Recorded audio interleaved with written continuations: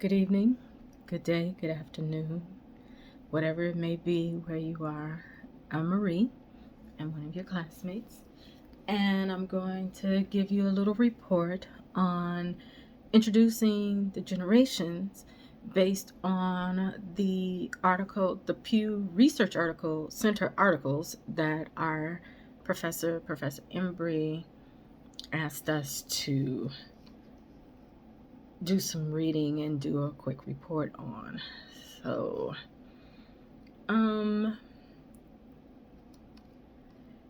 there were a few articles that caught my eye. So, I am a Gen X and I have Gen Z children. So, a lot of what I decided to focused on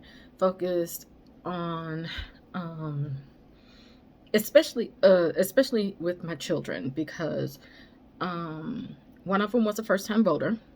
One recently voted in this last election, and I thought that I could give my take on what I noticed, dealing with them voting and with the situation that was going on during that time, because there were a couple of articles. So I was interested in the article first about how the generations viewed the United States, because I know some of us don't view it favorably anymore. But let's look into how they voted. So, according to the Pew Research article titled Gen Zers, Millennials, and Gen Xers outvoted the boomers and older generation in 2016, which this article was done by Richard Fry. So he stated at first that at least 60 million votes were cast in this 2016 election, which was Clinton versus Trump. It said that he stated that they were cast by Gen Z, Millennials, and Gen Xers, but boomers and traditionalists, or the silent generation, voted less for the first time. And I feel that most of them felt that they were going to vote for Clinton because she was a part of the Obama administration, and they were probably hoping that she would carry on his legacy. Little did they know that in her husband's administration, there were some policies implemented that affected a lot of people who received any type of government assistance.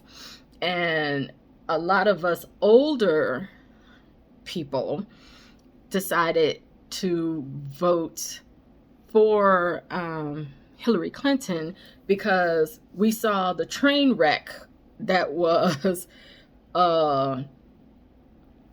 45, and didn't see him fit for office. So I found that article interesting.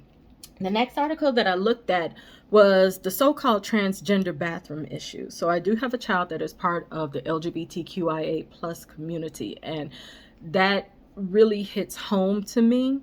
And last term, I had done an article about this particular issue. So this particular issue really crosses party lines, mainly because a lot of the Republicans are what I call the so-called moral majority. If there are any among you, I'm sorry, that is kind of the way that I feel. They have their thoughts and views on the issue really doesn't hold water.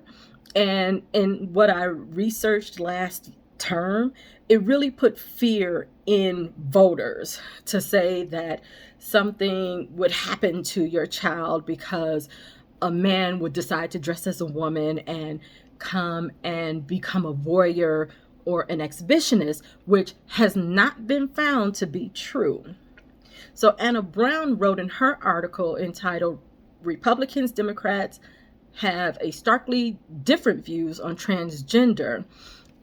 She stated that most Gen Xers and millennials are okay with the way that a person identifies, not what they are at birth, because they are familiar with a transgender person.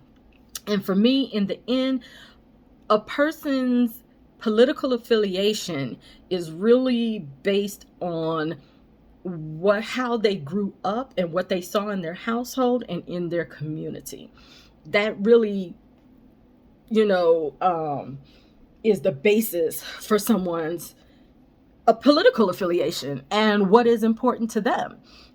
I'll say that for myself. Like I said, being a Gen Xer, my parents are of the silent generation, and they grew up during segregation and the civil rights movement. So a lot of their views shaped the way that I myself, vote and decided on what's important to me. So that's all I have. Thank you for listening.